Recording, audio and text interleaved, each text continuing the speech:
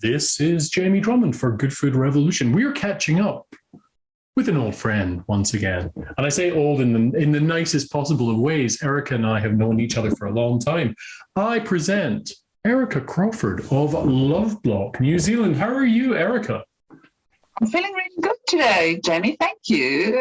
It's Saturday and another week done. We've just come out of a brutal 4-month lockdown. So, yeah, I'm feeling pretty good today. Excellent, excellent. And what has been happening in the world of New Zealand wine with regards to the lockdown and the like? Well, if we look at the whole year, because it's been about a year since we spoke, isn't it? If we just look at this calendar year and look at the 21 vintage, which was really interesting. So we all know by now that it was short. So the crop was, Marlborough was something like 21% down. Central Otago was, produced as expected. But across the regions, the crop was down. But the quality, what that we're seeing, you'll start seeing it appearing on the Canadian shelf soon, I'm sure. The quality is outstanding. But the interesting thing about this vintage is, I've been doing this for a long time, but it's the first time that we pick everything at the same time. Pinot, the early varietals, Pinot Gris, Pinot Noir for us, and Chardonnay and Sauvignon Blanc is late, but everything was picked at the same time. So, climate change is definitely affecting us in all sorts of ways. It's also, we haven't picked in the traditional picking time for Sauvignon Blanc, which is for us in Marlborough around about mid-April. We haven't picked grapes since 2016 in April, in late April. Now, there's something, it's not right. We need to, this climate change is a massive issue. And what can be done to mitigate that in the region that you're in? So we're looking at that. You can't really plant any higher up, can you? No, we can plant further south. Okay, true. Okay. Yes, there's some, but also remember, New Zealand is truly cool climate. So it may, for instance, with Sauvignon Blanc, it may change the way we manage the canopy, and that it has to be a little bit more open just to negate some of the disease pressure. And it may change the profile slightly, but I think that's a long time to come. But people are planting grapes as far south as Invercargill, and it's super cold down there. So people are expecting things to change. Like, for instance, we've planted about a hectare of Syrah in Central Otago. So people are looking, Well, when I was saying there's nowhere else left to plant, you can't really go any higher up, I was talking about Marlborough in particular. Yeah, Marlborough's almost full, correct. Yes. Correct. Yeah. So you were mentioning the 2021 vintage. We have the 2020 Loveblock Sauvignon Blanc in market right now. Would you mind speaking to that? Because it's a wine I enjoy a great deal. Yes, so 20 was also very good. It was a vintage without glitches, and it was as expected. In other words, everything happened at the timelines that we expected, and so on. So it was the first time we started experimenting with the alternate vessels. So 2 clay amphora and 2 concrete vessels, 2 these big concrete eggs. They take about 1,500 liters. Yep. And it was quite interesting to see what's happened in those vessels. So about 35% of the wine was fermented in these two types of vessels plus neutral oak, and the other 65% in a more traditional way in stainless steel. So what this gives us is just a texture on the palate that you don't see from stainless steel fermented wine. And also, because we've been practicing organics for so long, and New Zealand with its sustainable growing, we find that the grapes now ferment more readily on their own wild yeasts. So it really takes on a character of the place that they come from. So it's really interesting. It's also super interesting to see what's happened between the first time we use the vessels and the second time we use the vessels, because it's a little bit like a wok. If you use a wok, you've got to, what do they call it? Temper it. Yeah. Yes. Yes. So the first vintage was, we got quite a lot of different flavors and a bit of reductivity. And the second use is quite different. So the more you use it, I think the more interesting and intricate it's going to get. And I've just bought another 3 for these things. Yeah. So definitely investing in those vessels. Yeah. I think that Sauvignon Blanc, New Zealand Sauvignon Blanc, has got a very firm perception. People think what it is, and it's like anything, we always look to explore our boundaries of, what else does Sauvignon Blanc taste like. So this is really just exploring the boundaries of Sauvignon Blanc. So what other flavors are lurking in there? It's the same that we do with the no sulfur added green tea tannin that's on shelf at the moment. You see flavors coming from Sauvignon Blanc that you just don't expect, like saffron and cumin. So it's been really interesting. Now, I've always found your Sauvignon Blancs have tended towards the more gloriously textural style of Sauvignon Blanc. Yeah. So to add this extra element is actually just another layer of complexity on that texture. So I'm going to try and pick some of this up, I have to say, this 2020. I have to ask you, how are things going with the pandemic down there? You said you've just come out of this extended lockdown, but how has that impacted your restaurant industry, your the supply chain, all of that stuff? Yeah, so let's start with the restaurant trade, because that we mostly love and do, and that I've missed most. And it's also, obviously a place that we sell our wine in. So it's been jolly hard for restaurants. The government's given them a rescue package so they could pay people.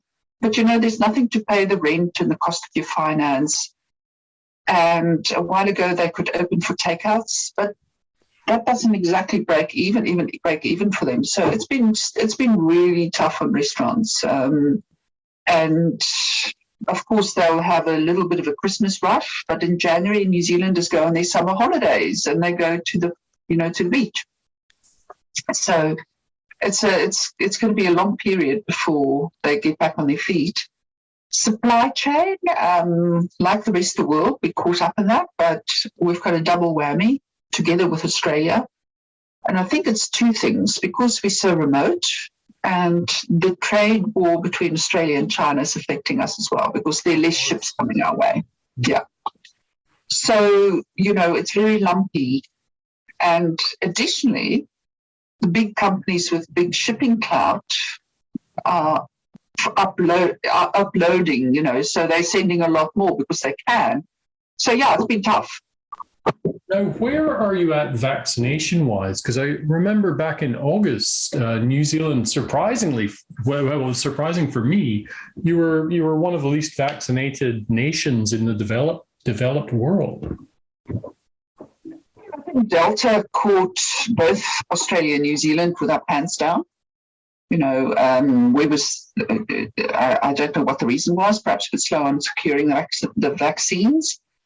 But it, of course, went to Australia first and followed its life cycle. And then I think it must have been about 8 weeks later, it came to New Zealand through the border. Right. And it's followed exactly the same path. The thing that both New Zealand and Australia did so successfully was to just vaccinate people at an incredible rate. So, they somehow found enough vaccines to do all of us. And I think right now, the whole New Zealand as a whole is something like 82-83% vaccinated. Auckland, of course, which is the biggest city in the hub of New Zealand, with about a third of the population, is more than 90% vaccinated. And how many cases are you getting across the 2 islands per day, approximately? Do you have any idea on that? No, because they isolated Auckland. Right. It's the South Island is, I think they've just yesterday found a case in Nelson, but the South Island's been COVID-free. So they've had a lot more liberty to move about and do things. But it is spreading slowly. But when it's spreading now, the risk, of course, is not that big because people are now vaccinated. So we have about I'm just looking today, we have about 3,200 cases across Canada, new cases a day. The majority of that being over 1,000 being in Ontario because it's the most populous province. Yeah. But those numbers are going up. And unfortunately, hospitalizations are going up and up as well. Oh, is that right? Could this be the new strain? Yeah. Which is a little bit worrying, but we'll see. I mean, we can only hope. I mean, it's been a long time since we've had a glass of wine together. Oh my gosh, Jamie, I've got such itchy feet. Well, you used to travel all the time because you were like the ambassadorial face of Loveblock, and I can't imagine what it's been like for you to be stuck where you are for this length of time. It certainly crystallized a lot of issues for a lot of people, being stuck. I'm sure. Oh, yes, I can relate. Yeah, so I think the borders are slowly opening. So my daughter, who lives in Sydney, Australia, where she's a student, is sitting in what we call MIQ and that's been reduced from 2 weeks to 1 week. And then I think mid-Jan, all returning Kiwis come and can do their home isolation, so they don't have to go into that rigorous MIQ system. I think it's pretty tough on people's mental health. And then I think it's middle Feb or middle April, anybody from anywhere can come in as things stand at this time, without the inclusion of consideration of this new Omicron or whatever it's called. It seems like everything's up in the air. Like you never know what's going to happen next, unfortunately. So, but hopefully people can't make plans. The events people have my deepest sympathy. They find it very, very hard to arrange events. And of course, the young people, they've just called off the big summer music festivals here. Really? Which is where, the kids at school and university students, they've had it terribly tough. I mean, it's the same in Canada, learning online is not easy. And then parents have to work, and you have to clean the house, and you've got to cook the food, and I'm very thankful that my children are not school aged anymore. I have to say, I do feel a lot for those like young adults in university and the like. Oh, terrible. Because so much of your education is about socialization and learning about yourself and how you interact with others. Yeah, for that, I think it's absolutely awful. Yeah. Well, hopefully you can raise your glass of tea or coffee. I'll see you in Ontario at some point. There you go. It's of course my cup from what's that lovely department store? Hudson's Bay. Yes, it's my Hudson's Bay cup. So cheers, Canada. I thought I recognized that. Well, I would like to say I had a glass of wine from New Zealand. I could lie, I suppose. Yes, I have a lovely Hawke's Bay Chardonnay here. It's quite gorgeous. Erica, thank you very much for joining us at Good Food Revolution today. Really appreciate your company as always, and we look forward to seeing you in Ontario for a proper in-person glass of wine at some point in the future. I can't wait, Jamie. I'll look forward to it. To you. Take care. Thank you.